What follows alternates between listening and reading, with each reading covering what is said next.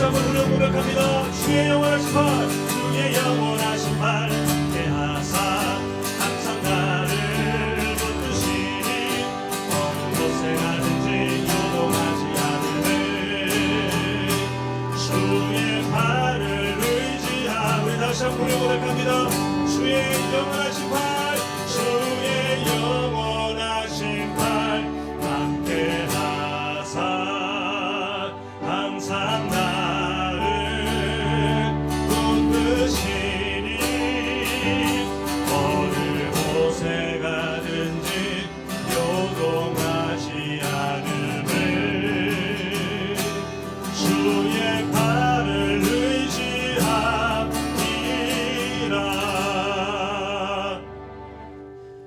이번 한 해도 하나님께서 그 능력의 팔로 우리를 은혜 가운데 붙들어 주실 줄 믿습니다. 우리 예수님의 그 은혜를 누리는 사람들은 항상 그 삶에 날로 예수님으로 충만한 인생이 되는데요. 우리가 작년에 고백했던 우리 영광송 다시 한번 마음을 담아서 함께 고백하도록 하겠습니다. 고백합니다. 무명이어도 공허하지 않은 것은 예수 안에 난 만족함이라. 가난하여도 부족하지 않은 것은 예수 안에 오직 나는 무효. 우리 다시 한번 읽어 고백합니다. 우리 삶이 무명이어도 공허하지 않은 것은 예수 안에 만족함이라. 가난하여도 부족하지 않은 것은 예수 안에 오직 나는 무효함이라. 우리 삶이 이렇게 되길 소망합니다. 난 예수로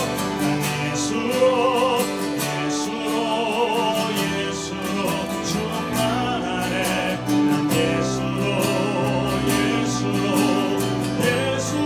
충만하네. 난 예수로 충만하네. 영원한 왕래 안에 사랑의. 2절 고백합니다. 우리 삶이 고난이 있을지라도 고난 중에도 견뎌낼 수 있는 것은 주의 계획 이 때문이라. 실패하여도 일어설 수 있는 것은 예수 안에 오직 나는 승리. 우리 3절 이어서 고백합니다. 내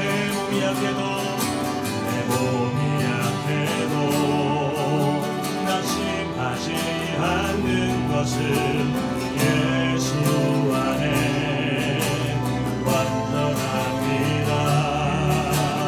화려한 세상 부럽지 않은 것은 난 예수로 충만함이라.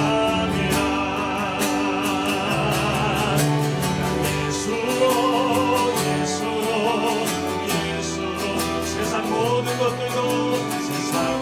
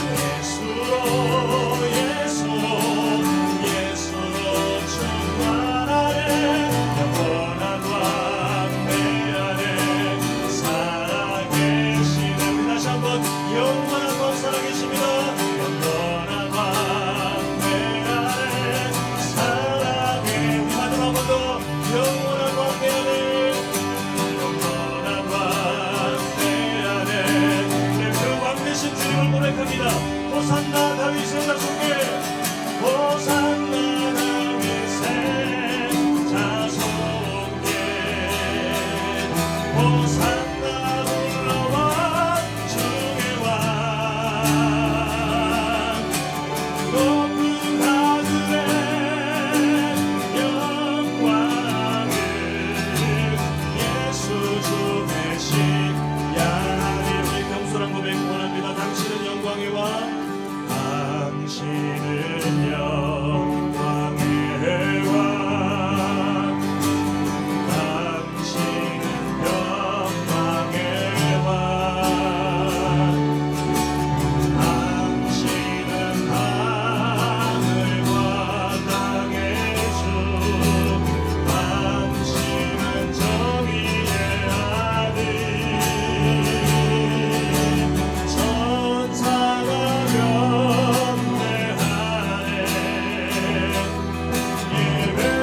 예배하고 찬양하네 영원한 생명 말씀 당신은 예수 그리스도 주의 간 소소합니다. 호산나 호산나 다윗의 자손께 호산나 올라와 주의 왕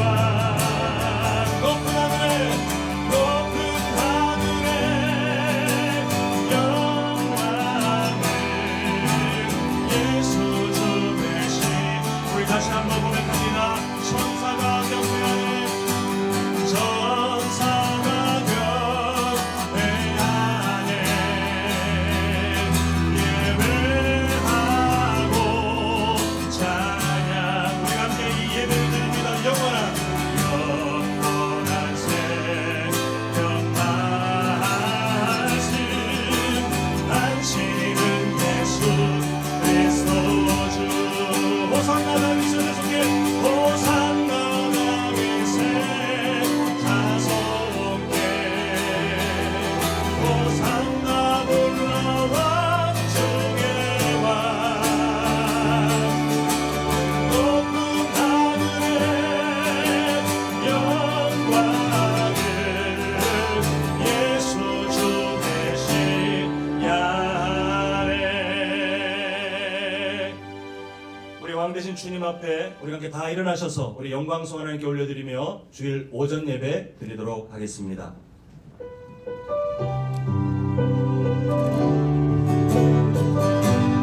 함께 고백합니다. 이곳에 생명샘 솟아 눈물 골짝 지나갈 때에 주님께서 이루신 일입니다. 오자나 열매 맺히고 웃음소리 넘쳐나 우리 다시 한번 고백합니다. 이곳에 생명샘 솟아 이곳에 생명샘 솟아 눈물 골짝 지나갈 때에 오자나 열매 맺히고 웃음소리 넘쳐나리라 오늘도 부르고 바람도 넓은 바다로 찬양하라 찬양하라 예수님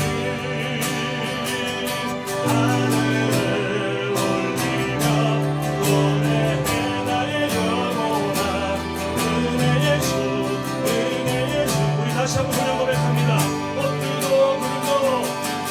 오늘도 구름도 바람도 넓은 바다로 찬양하라 찬양하라 예수님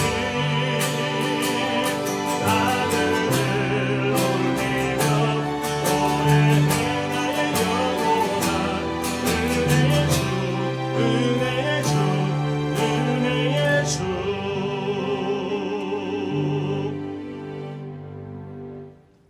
너희 모든 나라들아 여호와를 찬양하며 너희 모든 백성들아 그를 찬송할지어다. 아멘.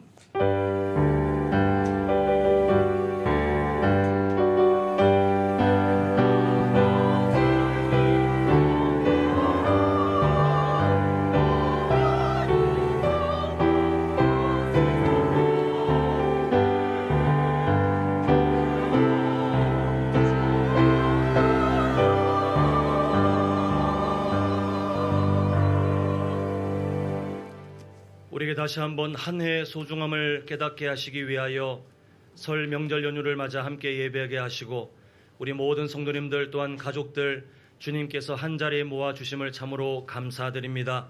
주님, 드려지는 예배의 모든 순서가 사람의 마음을 만족하게 하는 시간이 아니라 우리의 왕 되시며 우리의 생명의 주관자 되시는 하나님 앞에 우리의 모든 것들을 온전히 드리는 참된 예배 시간 될 수 있도록 다시 한번 힘을 허락하여 주시옵시고, 하나님, 다양한 삶의 형편을 딛고 지금도 믿음의 삶을 살아가는 우리 모든 성도님들의 삶 가운데 다시 한번 새 힘을 허락하여 주시옵소서. 예수님의 이름으로 기도합니다. 아멘. 우리 교동문 17번 시편 29편 함께 교도가도록 하겠습니다. 너희 권능 있는 자들아, 영광과 능력을 여호와께 돌리고 돌릴지어다. 여호와께 그의 이름에 합당한 영광을 돌리며 거룩한 옷을 입고 여호와께 예배할지어다. 여호와의 소리가 물 위에 있도다. 영광의 하나님이 우레 소리를 내시니 여호와는 많은 물 위에 계시도다. 여호와의 소리가 힘있으며 여호와의 소리가 유영차도다. 여호와의 소리가 백향목을 꺾으시며 여호와께서 레바논 백향목을 꺾어 부수시도다. 그 나무를 송아지같이 뛰게 하시며 레바논과 시온으로 들송아지같이 뛰게 하시도다. 여호와의 소리가 화염을 기르시도다. 여호와의 소리가 광야를 진동하시며 여호와께서 가데스의 광야를 진동시키도다. 여호와의 소리가 암사슴을 낙태하게 하시고 삼림을 맑게 벗기시니 그의 손에서 그의 모든 것들이 나라를 영광이라 하도다. 여호와께서 홍수 때에 좌정하셨으며 여호와께서 영원하도록 왕으로 좌정하시도다. 여호와께서 자기 백성에게 힘을 주시며 여호와께서 자기 백성에게 평강의 복을 주시리로다. 아멘. 우리 함께 사도신경으로 신앙 고백하겠습니다. 전능하사 천지를 만드신 하나님 아버지를 내가 믿사오며 그 외아들 우리 주 예수 그리스도를 믿사오니 이는 성령으로 잉태하사 동정녀 마리아에게 나시고 본디오 빌라도에게 고난을 받으사 십자가에 못 박혀 죽으시고 장사한 지 사흘 만에 죽은 자 가운데서 다시 살아나시며 하늘에 오르사 전능하신 하나님 우편에 앉아 계시다가 저리로서 산자와 죽은 자를 심판하러 오시리라. 성령을 믿사오며 거룩한 공회와 성도가 서로 교통하는 것과 죄를 사하여 주시는 것과 몸이 다시 사는 것과 영원히 사는 것을 믿사옵나이다. 아멘. 다 자리에 앉으셔서 찬송가 70장입니다. 피난처 있으니 우리 함께 찬양하시겠습니다.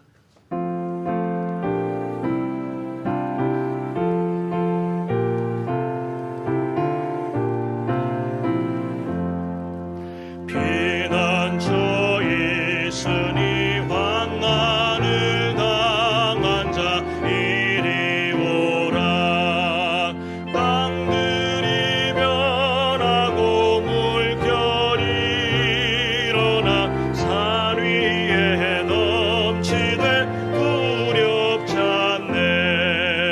이방이 떠들고 나라들 모여서 진동하나 우리 주 목소리 한 번만 말하면 천하의 모든 것 망하겠네. 만유주 하나님 우리를 도우니 피난처요. 세상의 난리를 그치게 하시니 세상의 장검이 쓸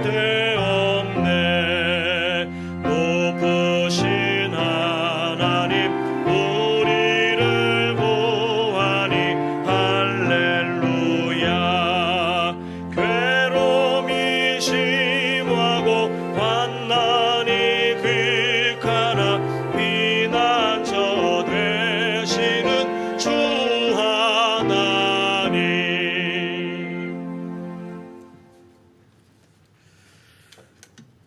우리 죄를 구속하기 위하여 독생자 예수 그리스도를 십자가에 못 박혀 죽게 하시고 그 믿음으로 말미암아 저희들을 영생의 길로 인도하신 여호와 하나님 아버지, 주님의 크신 은혜와 사랑을 이 시간 감사를 드립니다.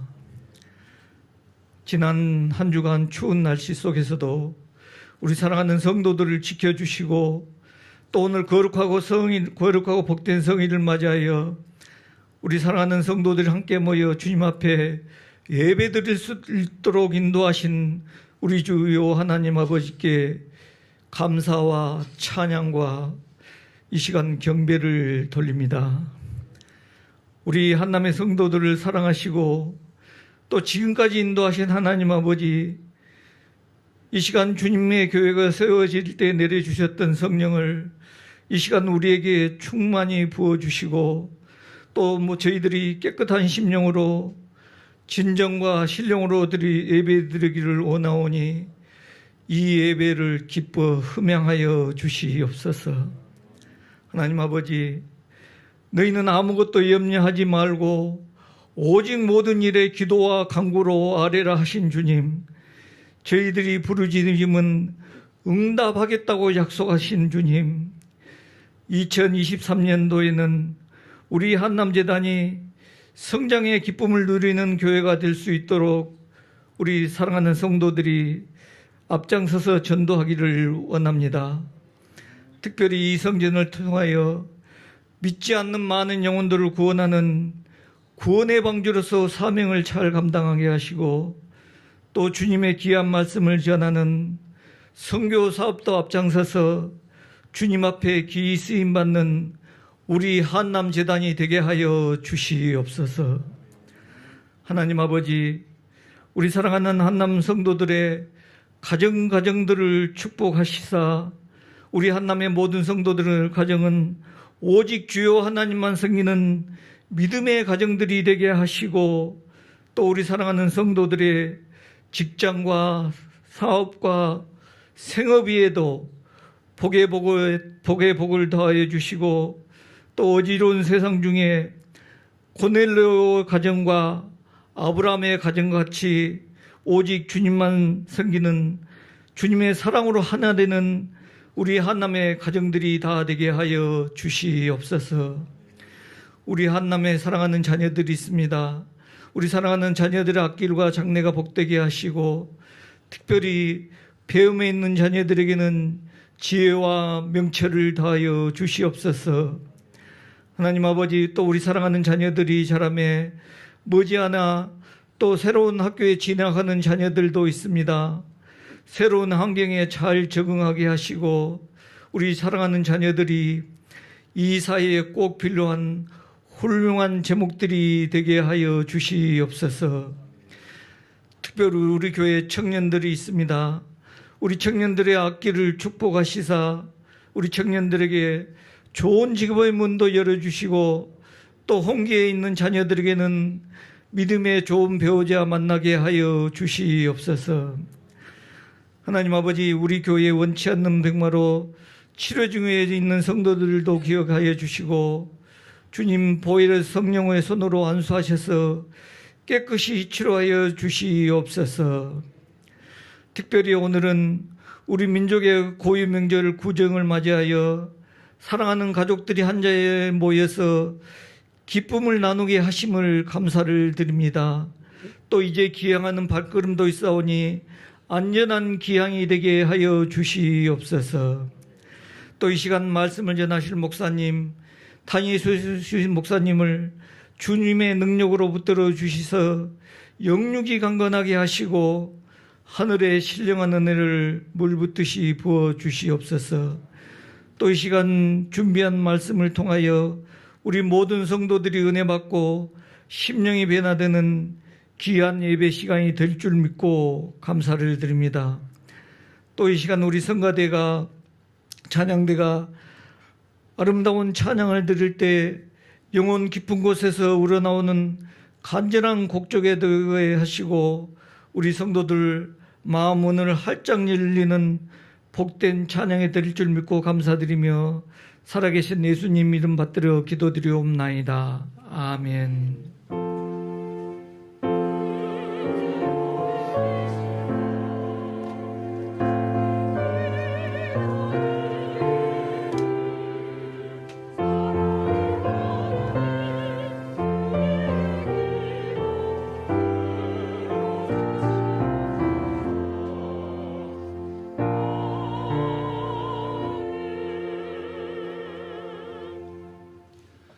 우리 함께 나눌 말씀은 사무엘상 19장 1절부터 17절인데요. 우리 읽을 때는 1절부터 3절까지만 읽도록 하겠습니다. 사무엘상 19장 우리 1절부터 17절 중에 우리 읽을 때는 1절부터 3절까지 교독하시고 3절은 같이 읽겠습니다. 사울이 그의 아들 요나단과 그의 모든 신하에게 다윗을 죽이라 말하였더니 사울의 아들 요나단이 다윗을 심히 좋아하므로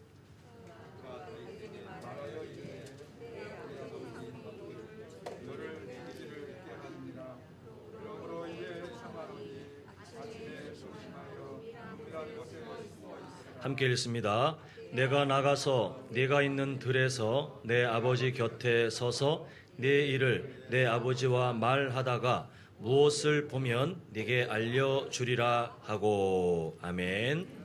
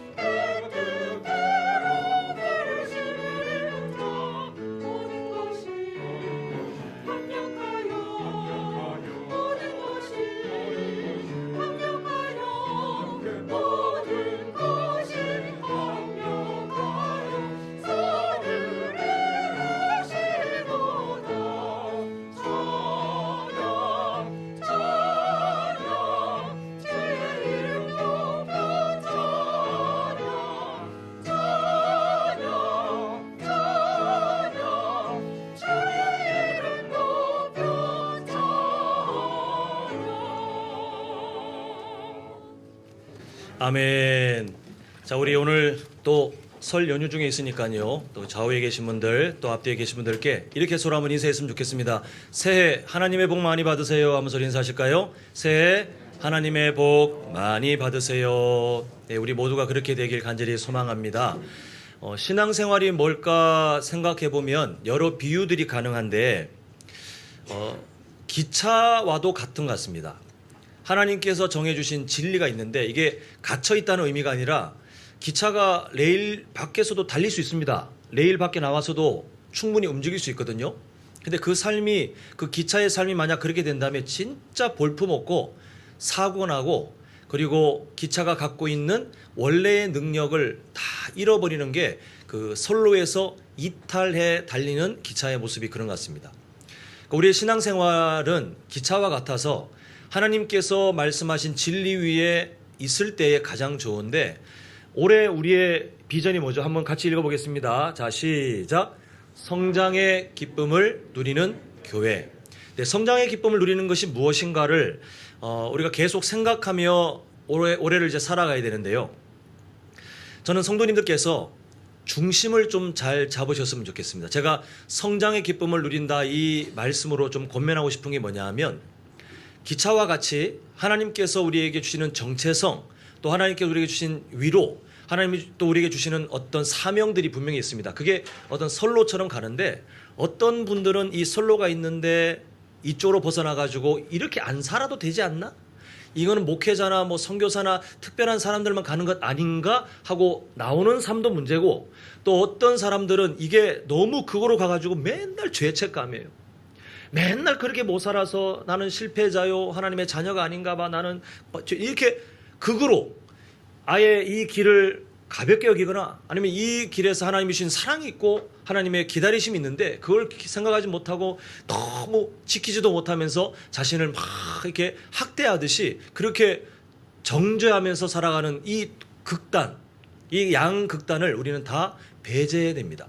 그 성장의 기쁨이 뭐냐 하면, 이걸 제외하고 여기에서 우리가 살아가면서 하나님이 주시는 말씀 가운데 우리의 삶이 변화되어 가는 게 성장이에요. 지식이 쌓여가는 것이 아니라 우리의 삶의 실제적인 변화가 2022년과 비교했을 때 딱 겹쳤을 때 단 하나도 없다 그러면 우리는 성장이 멈춘 이상한 성도가 될 수밖에 없습니다. 그래서 우리는 성장의 기쁨을 누리는 교회, 또 우리 가정, 우리 성도님들 되셔서 올해 말에 되면 또 송구영신 예배 드리겠죠. 돌아보면 또 부족한 모습 많고 참 하나님 부끄럽습니다 이렇게 했지만, 반대로도 그래도 하나님, 그 중에서도 하나님이 나를 사랑하셔서 이렇게 깨닫게 해주셨고 이런 삶을 배우게 하셨고 지금까지 인도해 주신 거 감사합니다라고 우리가 하나님 앞에 참 부끄러운 모습도 있지만 그러나 성장하게 하신 그 은혜를 발견하는 우리 모두가 되셨으면 좋겠습니다.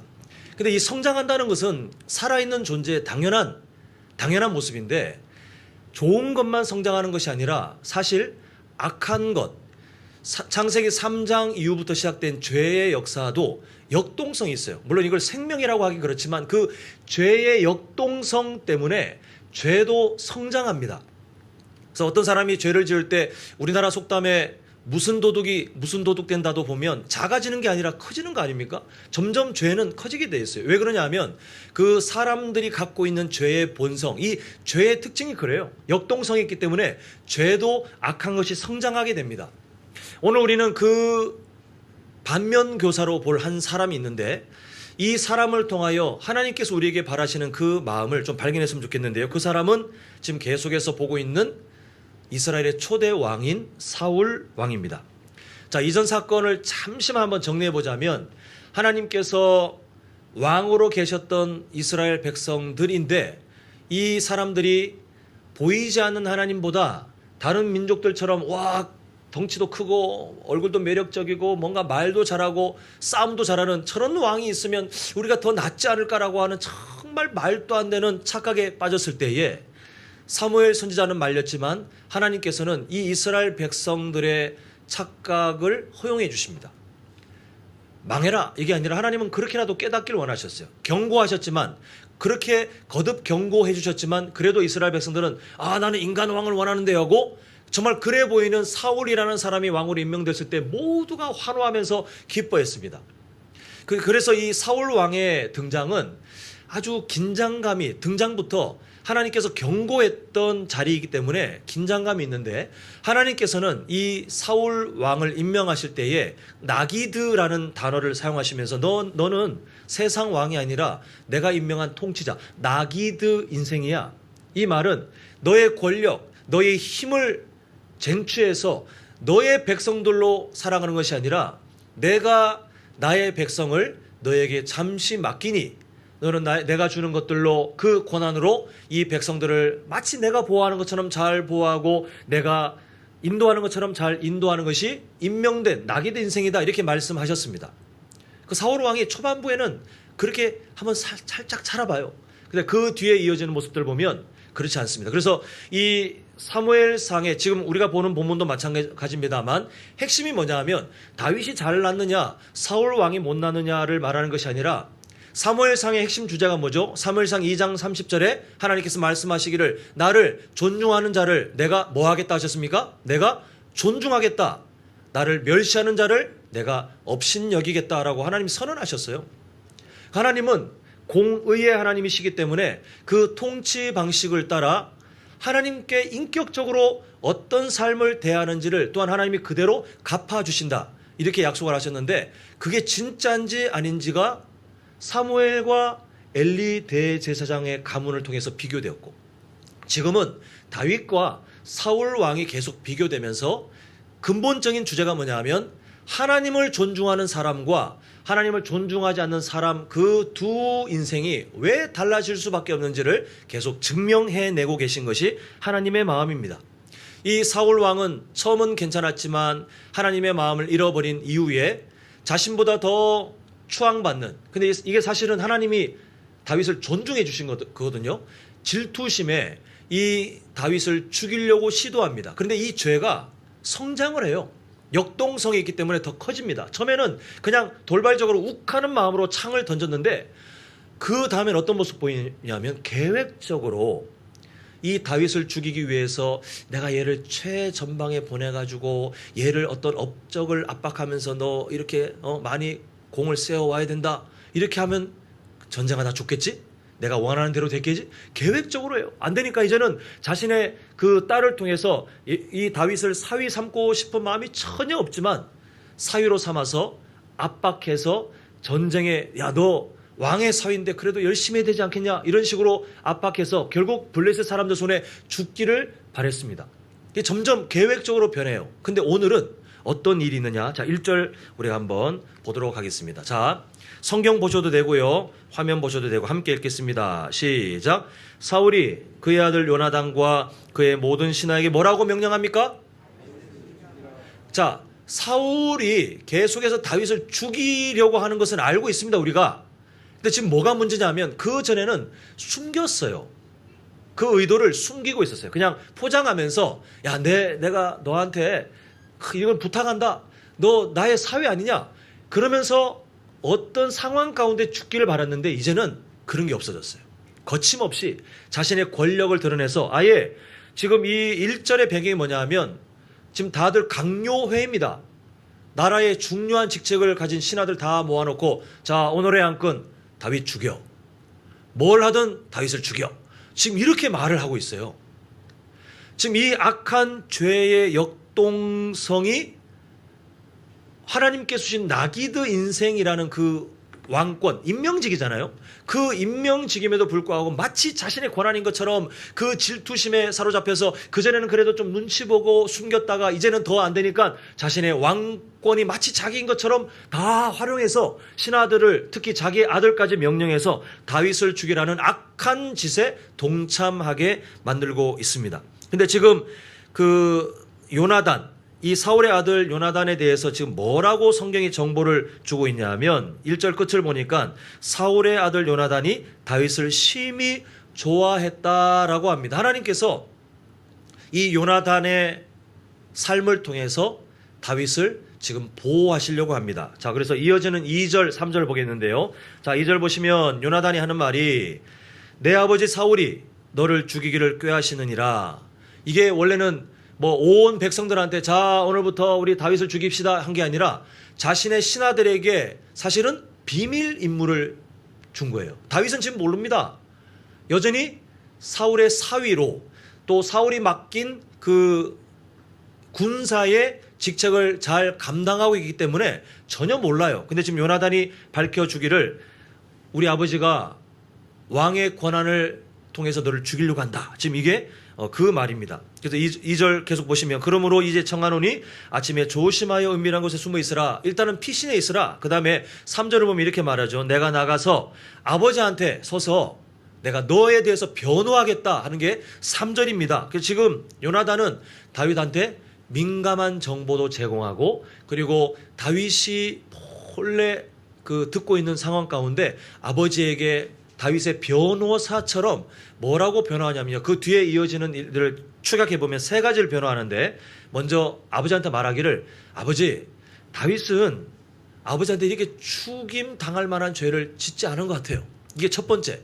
두 번째가 뭐냐 하면 그리고 아버지에게 위협이 되는 적들이 많았는데 지금 다윗이 다 없애주잖아요. 오히려 공을 세운 사람입니다. 그리고 세 번째가 뭐냐 하면 근데 이런데도 불구하고 이 억울한 다윗을 만약에 아버지가 죽인다면 아버지 그 하나님 앞에 큰 죄를 짓는 것 같아요. 이렇게 세 가지 주제로 요나단이 마음을 담아 변호했더니 그때 사울의 반응이 6절입니다. 자, 6절 보시면 우리 한번 같이 읽어볼까요? 함께 읽겠습니다. 시작.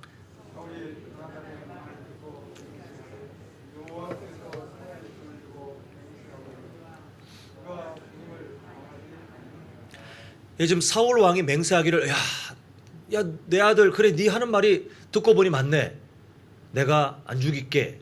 이렇게 말한 것이 아니라 강조점을 어디에 뒀냐 하면 여호와께서 살아계심을 두고 지금 하나님께서는 그렇게 좋아하실 표현이 아닙니다. 지금 이 사울 왕이 그래 내가 정말 신실하게 이 약속을 지킬게라고 본인이 표현하고 싶을지 모르겠지만 지금 사울 왕과 하나님은 어떤 관계입니까? 사울 왕이 스스로 하나님과의 친밀한 관계를 다 더럽혀 놓고는 본인이 깨어버렸어요. 지금 하나님과의 어떠한 관계도 없어요. 그런데 지금 하는 말이 자기가 필요할 때는 하나님이라는 이름을 갖고 와가지고 내가 저분 이름에 지금 맹세한다. 나를 믿어라라고 하나님의 이름을 이용하여 자신의 뭔가를 드러냅니다. 근데 뭐 우리가 다 예상하다시피 이 약속은 그렇게 신뢰할 수가 없습니다. 아니나 다를까 이제 다른 상황이 이어지면서 계속 문제가 생기는데요. 자, 8절을 보시면 전쟁이 다시 있습니다. 블레셋과 싸웁니다. 다윗이 나가서 블레셋 사람들과 싸워 그들을 크게 쳐 죽임에 그들이 그 앞에서 도망하니라. 자, 지금 다윗이 어떤 심정인지를 한번 상상해 봐야 되는데요. 다윗은 요나단을 통해서 사울 왕이 자기를 그동안 창을 던졌고 자꾸만 전쟁 최전방에 보냈고 그리고 자꾸 너 내 사위 안 될래? 이렇게 했던 그 일들이 알고 보니 자신을 죽이려고 했던 그 악한 계획인 것을 알게 되었어요. 그리고 이제는 드러내서 모든 군사들을 동원해서라도 죽이려고 작정했었던 것을 알게 되었습니다. 물론 사울 왕이 하나님의 이름을 들먹이면서 안 죽이겠다고 맹세했지만 그렇게 맹세했다고 해서 자신을 죽이려고 했던 그 사울 왕의 악한 그 마음, 자신을 바라보는 그 불편한 심정이 하루아침에 싹 사라졌을까요? 얼마나 불편하겠습니까? 만약에 한 방에 사울 왕과 다윗을 탁 집어넣고 자, 1시간 동안 대화가 나오세요 하면 둘 다 불편할 입장이에요.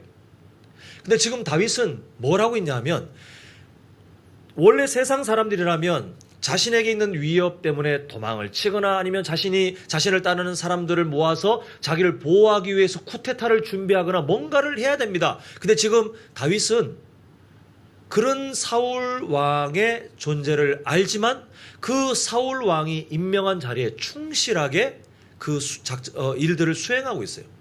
자, 지금 하나님은 또 비교하시는 거예요. 하나님의 마음을 잃어버린 사울 왕은 하나님이 임명한 자리에 소홀해졌습니다. 근데 하나님을 존중하는 다윗은 사울 왕을 통하여 임명된 자리가 참 위험한 자리잖아요. 근데 그 자리에 충실하게 일하면서 백성들을 보호하는 일에 최선을 다하고 있어요. 사울 왕이 해야 될 일을 다윗이 지금 하나님의 마음을 따라 열심히 하고 있는 것을 보게 됩니다.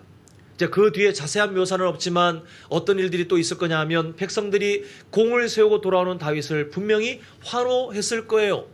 그리고 그 환호하는 장면을 사울 왕은 또 싫어했을 것입니다. 그리고 이 사울 왕에게 어떤 일이 일어나냐면 하나님의 영이 떠난, 하나님께서 아예 버려버린 인생이기 때문에 또 고통당해 막 그 악한 영이 괴롭힙니다.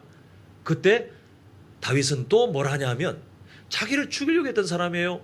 그런데 똑같이 그 마음을 진정시키기 위해서 음악 치료를 하다가 똑같은 패턴으로 사울 왕이 이 다윗을 죽이려고 창을 던지는 일이 발생됩니다. 그때 다윗은 이제는 자기가 더 이상은 목숨이 위험하다는 것을 깨닫고는 이제 도망을 치게 되는데요.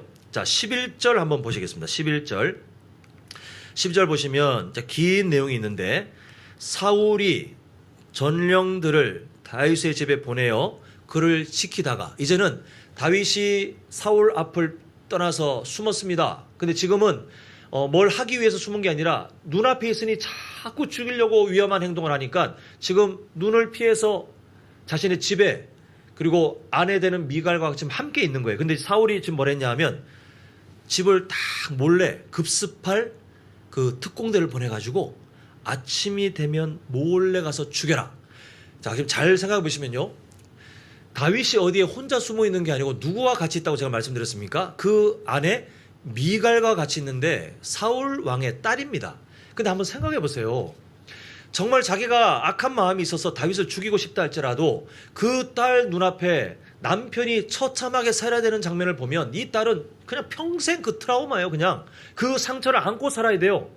차라리 그냥 작전을 짜가지고 미갈을 뭐 딴 데 피했다가 아무도 모르는 그곳에서 다윗을 죽이게 한다 할지라도 이 일은 딸에게 정말 씻을 수 없는 상처인데, 지금 사울 왕은 그저 다윗을 죽이는 일에 혈안이 되어 있어서 그 딸이 보는 데서 다윗이 죽든 말든 그런 처참한 광경을 딸이 보고 평생 어떤 고통을 당할지도 생각하지 않고 그냥 급습하라, 꼭 죽여라, 이렇게 명령을 내리고 있는 그때에, 자 11절 뒤에 미갈이 이걸 깨닫습니다. 그리고 다윗에게 말하기를 이 밤에 당신의 생명을 구하지 아니하면 내일은 죽음을 당하리라고는 이 미갈이 다윗을 탈출시켜주는 게 오늘 전체적인 내용이에요. 그래서 오늘 두 가지 다른 사건이 반복되고 있지만 패턴은 똑같아요.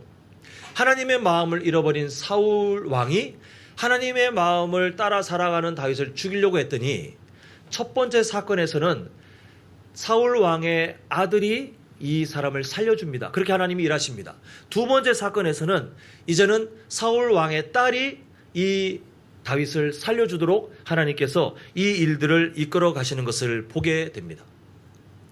하나님께서 이 두 가지 사건을 통해서 지금 뭘 우리에게 보여주냐면, 한 사람의 인생이 있는데 그 인생을 단편적으로 보면 아, 이런 사람이구나 라고, 우리가 어떤 일들이 계속 누적되면 아, 그 사람은 그런 성격이더라 이렇게 알아가잖아요. 아니면 그 사람은 이런 걸 좋아하고 이런 걸 싫어하더라, 이게 시간이 누적되면 알아가는데요. 한 사람을 이해할 때 어떤 파편적인 여러 사건들을 누적해서 우리는 정보를 갖고 있지만, 반대로 생각하면 그 사람이 그런 삶을 살아가고 결국은 그 성품이 드러나고 결국은 어떤 모습들이 딱 고정되는 그 이유가 뭐냐 하면, 기초가 이미 어떤 기초든 인생의 기초가 있고 그 기초 위에 그 사람의 삶이 건축물처럼 세워져 가기 때문에 다르게 나타날 수밖에 없어요. 자, 우리 성도님들께서 가족들끼리도 다 다르시죠. 제가 예전에도 여러 번 이런 예를 한번 드렸는데, 제가 예전에 주일학교 맡을 때 쌍둥이를 본 적이 있는데, 신기한 게 매주마다 저는 그 아이들 얼굴이 헷갈려요. 그런데도 아이들의 성격은 또 달라요. 물론 쌍둥이라 많이 흡사하지만 생각하고 좋아하고 하는 것들이 쌍둥이랑 똑같을 줄 알았는데 달라요. 그리고 하는 행동도 달라요.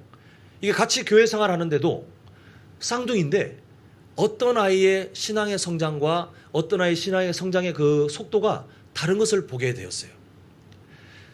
왜 이런 일들이 있습니까? 쌍둥이조차도 서로 다른 삶의 모습을 갖게 되는 이유가 뭐냐 하면, 사람들은 자기가 생각하지 못한다 할지라도 자기의 인생의 기초를 자기가 선택합니다. 우리는 그냥 살아가는 것 같지만 잘 보시면 우리 성도님들도 중요하게 생각하는 철학이 있어요.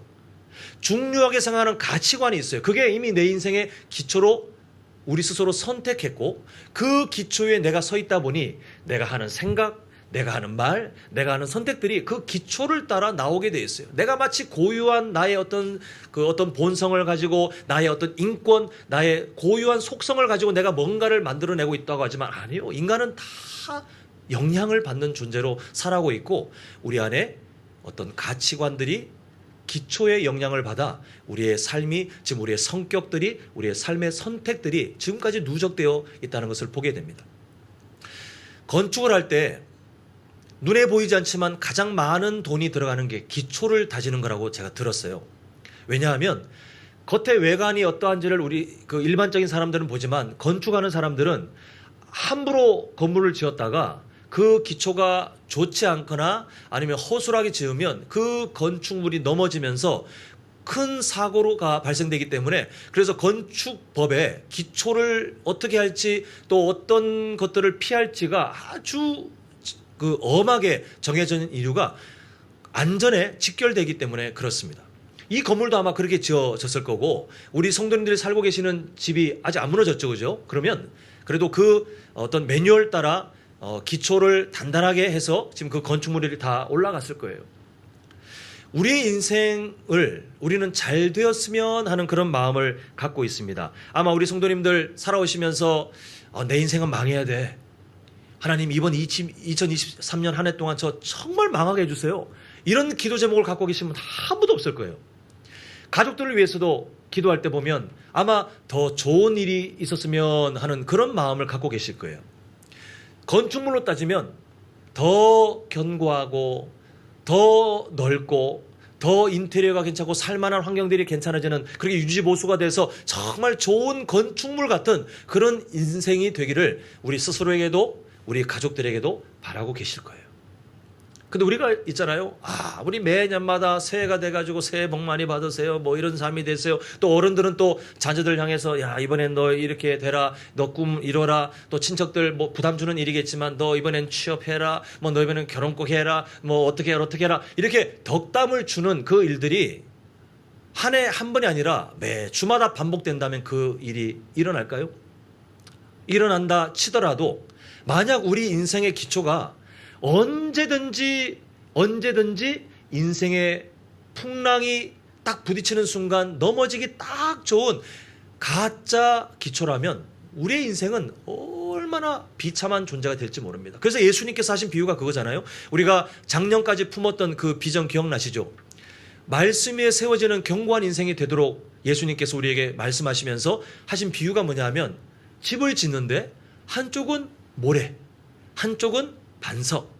그래서 이 두 가지 집을 비유하시면서 똑같은 상황을 설정하십니다. 아주 거센 물살이 충돌될 때가 있는데 그때 모래 위에 지은 집은 순식간에 무너지지만 반석 위에 지은 집은 견고해서 그 거센 물살도 이겨낼 것이다 라고 말씀하시면서 마지막 결론이 뭐냐 하면 반석 위에 집을 짓는 사람의 삶은 하나님의 말씀을 기초로 삼아 그 말씀 위에 순종 이런 하나님 말씀에 순종하는 것들이 그 집의 재료가 돼가지고 기둥이 되고 벽돌이 되고 뭐 벽지가 되고 뭐가 되고 해서 그게 쌓아지면 인생에 여러 일들이 일어나는 것이 우리이지만 그 모든 일들조차도 하나님의 평안 가운데 능히 감당하게 될 것이다라고 약속하시는 것이 예수님의 그 집 짓는 비유입니다. 오늘 우리 성도님들 오늘 말씀에서 사울 왕이 다윗을 죽이려고 했네. 이것만 머릿속에 남으면 우리는 수박 겉만 열심히 핥고 돌아가는 사람이 돼요. 아까 제가 처음에 딱 말씀드렸죠. 어떤 두 사람의 단순한 비유가 아니라 하나님을 무시하는 사람과 하나님을 무시하지 않고 존중하는 사람의 삶이 계속 비교되고 있는데 오늘 그 두 인생이 또 비교되기를 우리가 지금 몇 주째 계속 비교되고 있잖아요. 성경은 의도적으로 하나님을 존중하는 다윗과 하나님을 무시하는 사울 왕을 계속해서 비교하면서 드러내시는 게 뭐냐 하면 나를 존중하는 사람은 이렇게 사는 거야. 그러나 나를 업신여기는 사람은 이런 인생이 될 수밖에 없어. 이 말씀을 하시며 우리에게 선택하라는 거예요.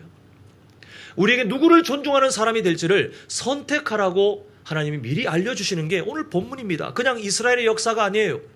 오늘 사울 왕의 선택들을 보십시오. 기초가 하나님의 말씀이 아니었습니다. 다 자기 기분이에요. 자기 철학이에요. 자기 만족이에요.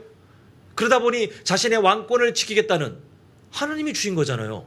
하나님이 뺏으시면 지금 무슨 수로 그걸 지킵니까? 그런데 내가 내 힘으로 지키겠다는 마음으로 한 사람을 찍어서 죽이고자 하는 악한 짓을 점점 키우고는 이제는 허락되지 않는 권한을 가지고 그 사람을 죽이기 위해 자신의 아들, 자신의 친아들도 마음껏 죄에 동참하라 사용했던 악한 짓을 하고 있어요. 자신을 치료하기 위해서 음악을 연주하는 그 다윗에 대한 미움에 또 죽이려고 악한 짓을 했고, 자신의 딸이 있음에도 불구하고 전혀 배려하지 않고 딸이 보든 말든 그냥 다윗을 죽이는 일에 혈안이 돼 있었던 삶으로 자라가는 것을 보게 됩니다. 왜 죄가 자랍니까? 우리가 마주하는 죄의 역동성, 인간의 본성 가운데 있는 그 죄의 습관들은 있잖아요. 생명력이 있어서 우리가 가만히 허용하면 점점 커지게 되어 있어요. 우리가 하나님 말씀을 가지고 경건의 그 삶을 향해 싸워야 되는 이유가 뭐냐면, 가만히 있으면 잡아먹혀요. 가만히 있으면 잡아먹혀요. 우리 성도님들을 폄하하는 것이 아니라 저를 비롯하여 이 자리에 계신 우리 성도님들, 오늘 이 명절 연휴에도 함께 예배하기 위해서 어린 자녀들까지 참 너무 귀한 모습입니다. 그런데 우리의 본성이 뭐냐 하면 여전히 우리는 연약하여 완성되지 못했기 때문에 예수님 믿으신다면 하나님의 자녀로 그 자격은 완전히 바뀌었지만 아직 우리에게는 죄의 습관들이 남아있어서 이걸 청소해 가는 것이 우리의 앞으로 남은 사명인데, 가만히 있으면 그게 그냥 예를 들어서 우리 삶에 죄의 습성이 10개가 있었는데 예수님 믿고 지금까지 살아오면서 한 3개를 없앴다. 그러면 앞으로 7개 남아있는 게 아니라 그 죄의 습관은 있잖아요. 생명력이 있어서 가만히 있으면 나머지 또 삼켜요. 나머지를 또 집어 삼키고자 하는 무서운 성장력이 있어요. 우리는 가만히 있으면 안 돼요. 그래서 제가 이걸 왜 했습니까? 그냥 덕담하는 게 아니었잖아요. 성장의 기쁨을 누리세요. 덕담하는 게 아니라 이렇게 하기 위한 유일한 비결을 말씀드렸습니다. 하나님의 말씀을 정확하고 정밀하게 지속적으로 우리가 연구하지 않으면, 공부하지 않으면 우리는 삼켜먹게 돼 있어요. 이번 한 해 동안 우리 성도님들 정말 복 받으셨으면 좋겠습니다. 우리가 그 명절을 따라 서로 그렇게 인사하셨고, 그렇게 카톡 보내고 전화도 하셨을 거고, 또 그런 축복의 마음으로 지금 먼 길을 달려서 부모님들에게 또 가족들에게 오신 거 아니겠습니까? 서로 잘 되었으면 하는 축복의 마음이 있으실 것 같아요. 저도 그 마음으로 성도님들을 바라봅니다. 근데 우리가 그 마음 갖는다고 되는 게 아니에요. 기초를 점검하셔야 돼요. 사람들이 부러워할 만한 여러 가지 좋은 일들이 있으시다 할지라도 우리 성도님들의 인생의 기초가 말씀이 아니잖아요. 저는 그것만큼 불쌍한 존재가 없다고 생각합니다. 그 사람 이번에 좋은 대학 갔다며, 좋은 직장 갔다며, 이번에 건물을 샀는데, 요즘은 아니라고 들었습니다. 값이 많이 올랐다며, 이번에 승진했다며, 어디 투자했는데 어떻게 됐다며, 지금 집이 점점 어떻게 되고 재산이 늘어났다며, 와 부러워 라고 할 만한 그런 화려한 건축물이 점점 높아지는 같이 그런 인생이, 빛나는 인생이 되신다 할지라도 잘 생각하세요. 더 화려해지고 더 높아질수록 무너지는 아픔은 더 크게 돼 있어요. 하나님은 결코 기초가 거룩하지 않은 사람의 삶에 하나님이 끊임없이 복을 주시는 그런 분이 아닙니다. 우리 성도님들 모두 오늘 이제 가족들 뵈시고 또 함께 예배하러 오셨지만, 우리가 참 나라가 참 신기하여 명절 새해를 2번 또 다시 한번 우리가 되새김질하는데 참 의미가 그래도 좋은 것 같아요. 우리의 한 해를 다시 한번 돌아보는 것. 우리 성도님들 오늘 말씀을 꼭 기억하셔서, 하나님의 말씀이 기초로 되어 있는 사람은 자신의 삶에 충실하며 하나님을 존중하면서 또한 하나님의 약속, 내가 너를 존중해 줄게, 그 삶이 계속해서 열매로 나타나는 걸 봅니다. 이런 삶이 되셨으면 좋겠어요. 하나님의 기초가 무너져서 하나님의 말씀을 저버린, 그래서 자신의 생각, 세상의 어떤 철학, 이런 것들을 기초로 삼고 인생을 완전히 엉망으로 세워나가고 있는 사울 왕을 보십시오. 권력이 있습니다. 여전히 권력 있고 힘이 있어요. 아무도 왕의 자리에서 내려오라고 한 적이 없습니다. 그런데 점점 고통과 두려움과 더 마음이 불편해지는 것은 다 사울 왕이에요.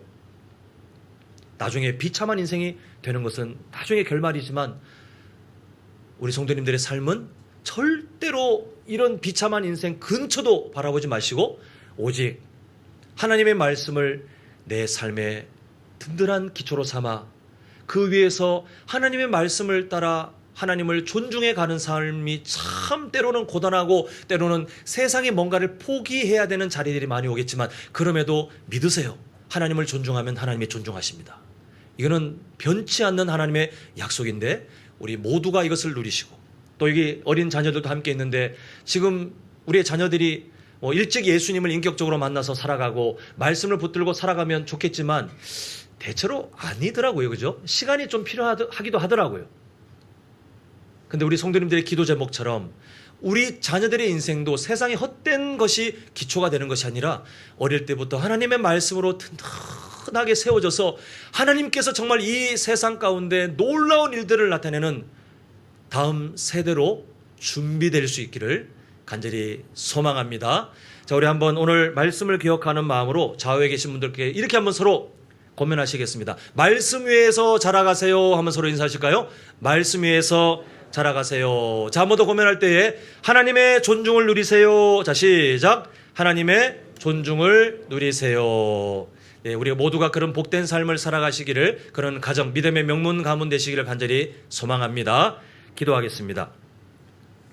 사랑의 아버지 하나님, 우리의 삶은 반드시 어떤 기초 위에 세워지게 되고 우리가 의식하지 않아도 그 기초의 영향을 받으며 우리는 지금까지 살아왔고 지금까지 말하고 또한 지금까지 우리 삶의 여러 선택들을 누적시켜 왔는데 아버지 하나님, 명절을 맞이하여 새해라는 그 이름 가운데 우리의 삶을 다시 한번 돌아보길 간절히 소망합니다.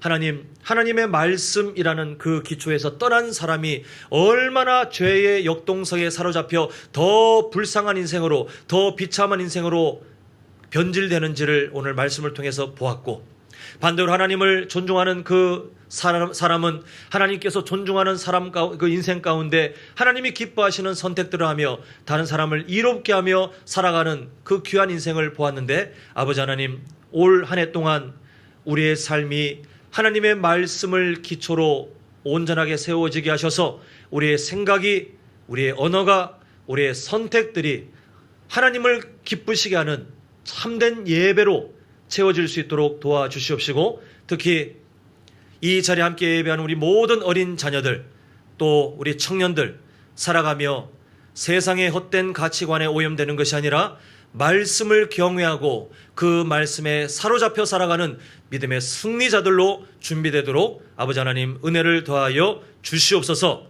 예수님의 이름으로 기도합니다. 아멘. 오늘 말씀 기억하시면서 우리 찬송가 546장입니다.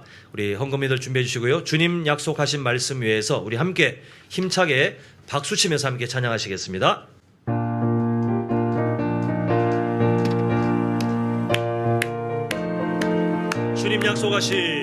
주님 약속하신 말씀 위에서 영원토록 주를 찬송하리라.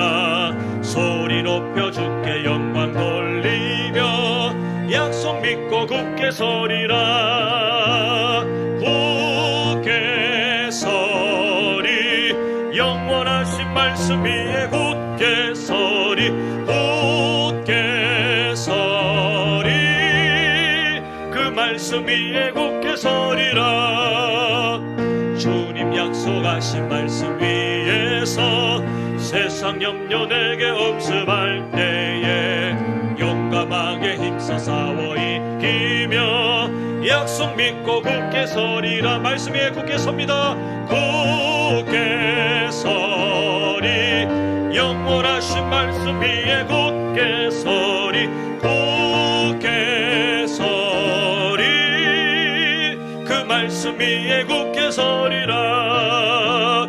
주님 약속하신 말씀 위에서 영원하신 주의 사랑을 믿고 성령으로 힘써 싸워 이기며 약속 믿고 굳게 서리라.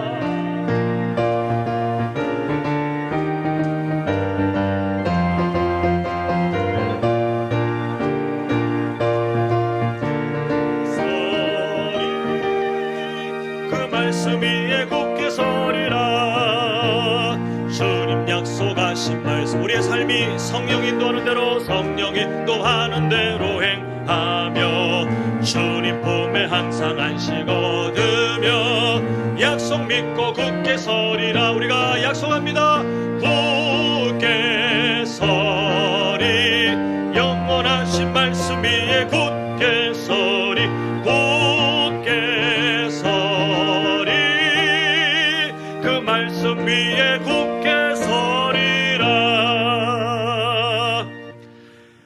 아버지 하나님, 함께 예배한 우리 성도님들 또 가족분들 하나님을 존중하는 마음으로 함께 예배하게 하시고 또한 이 세상의 물질을 주인 삼지 않고 귀한 예물 드리며 하나님을 존중할 수 있도록 우리에게 믿음 주시고 또한 선한 마음 허락하심을 참으로 감사드립니다. 아버지 하나님, 드려진 11조 또 감사헌금, 1,000번째 헌금과 건축헌금, 선교헌금, 차량, 도서, 구제헌금, 또 하나님께 주시는 생일 감사헌금과 또 아버지 하나님 다양한 간구의 제목 또 감사의 제목으로 나아가는 우리 모든 성도님들, 하나님 이 세상을 살아가며 하나님께서 주신 이 믿음의 삶을 살아가면서 귀한 예물 드리는 그 마음을 하나님께서 아실 줄 믿사오니 드려진 손길 가운데 메마르지 않도록 주님께서 은혜를 더하시고 또 이번 한 주간 살아갈 때에 하나님께 주시는 믿음의 그 현장들을 잘 감당할 수 있도록 하나님께서 감당할 수 있는 힘도 허락하여 주시옵시고 삶의 형편들 참으로 다양합니다. 하나님 그 기도 제목도 아실 줄 믿사오니 하나님께 엎드려 기도할 수밖에 없는 그 간구의 제목들 아버지 하나님께서 속히 응답하여 주시옵소서. 예수님의 이름으로 기도합니다. 아멘. 네, 교회 소식 잠시 나눕니다. 또 우리 설 명절 맞아서 함께 우리가 예배자로 또 만날 수 있는 우리 성도님들 또 가족분들 참으로 환영합니다. 오늘 가정예배 순서지 배부하고요. 또 새벽 예배는 안내드린 대로 연휴 기간인 화요일까지 우리 가정기도를 하고 수요일 새벽부터는 다시 우리 원래 모습대로 모이겠습니다. 그리고 오늘 주일 오후는 가족 모임으로 대신해서 각 가정별로 모이도록 하겠습니다. 주일학교 찬양팀 모집은 광고 참고해 주시고요.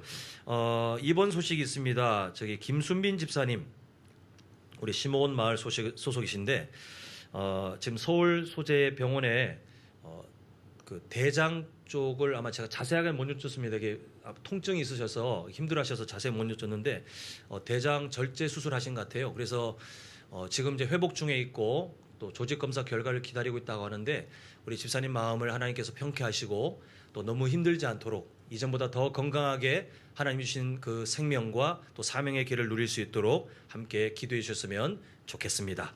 자, 우리 다 자리 일어나셔서 우리 영광송, 우리 패회송 하나님께 드리고 우리 예배 마치도록 하겠습니다.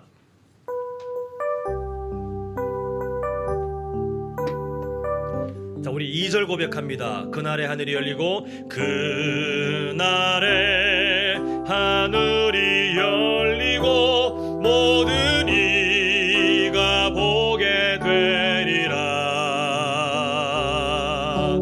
마침내 꽃들이 피고 영광의 주가 오시. 우리 다시 오실 주님을 바라보며 고백합니다. 그날에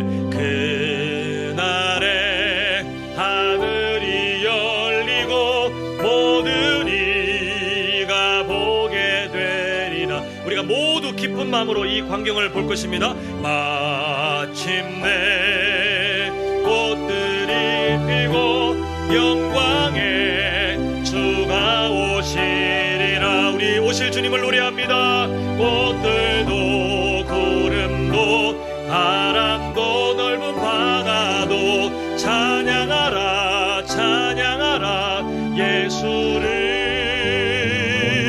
하늘을 울리며 노래해 나의 영혼아 은혜의 주 은혜의 주. 우리 모두 함께 두 손 높이 들고 고백합니다. 꽃들도 구름도 바람도 넓은 바다도 찬양하라 찬양하라 예수를. 하늘을 울리며 노래해 나의 영혼아 은혜의 주 은혜의 주 은혜의 주. 지금은 우리 주 예수 그리스도의 은혜와 하나님 아버지의 크신 사랑하심과 성령 하나님의 감화 감동 위로 충만 교통하심이 하나님의 말씀 위에 인생의 기초를 다시 한번 점검하며 견고하게 세워지기를 소망하는, 또한 성장의 기쁨을 누리기로 결단하는 우리 모든 성도님들의 인생과 가정과 직장과 사업장 위에 영원토록 함께 있을지어다. 아멘.